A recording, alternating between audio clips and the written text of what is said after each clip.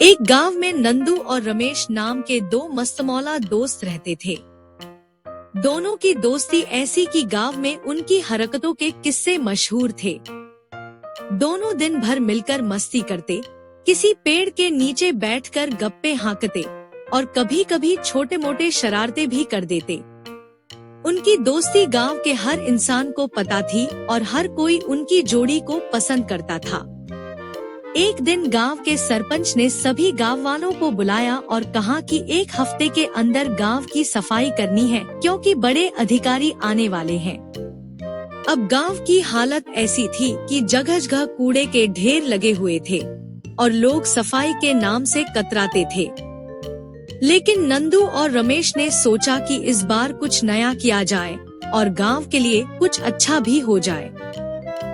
नंदू बोला, अरे रमेश, सुन भाई, क्यों न हम लोग खुद ही गांव की सफाई में लग जाएं और सबको दिखा दे कि हम भी कुछ कर सकते हैं। रमेश ने एक लंबी सांस ली और बोला, अबे नंदू, इतनी मेहनत कौन करे यार, लेकिन अगर साथ में है तो कर ही लेंगे। चल, आज से ही शुरू करते हैं।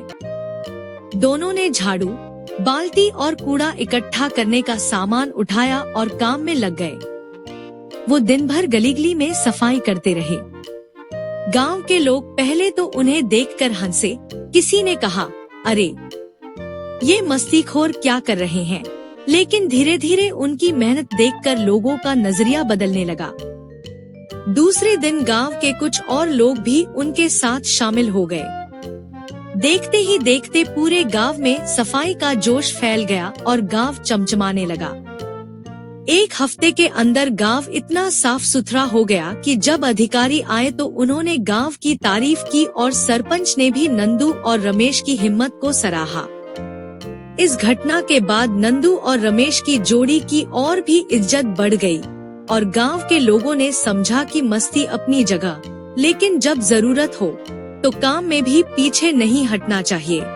कहानी की शिक्षा, असली दोस्ती सिर्फ मस्ती तक सीमित नहीं होती, जरूरत के वक्त साथ देना भी सच्ची दोस्ती का हिस्सा है। नंदू और रमेश ने दिखाया कि मस्तीखोर भी अपनी जिम्मेदारियों को समझ सकते हैं और अच्छे काम से दूसरों को प्रेरित कर सकते हैं।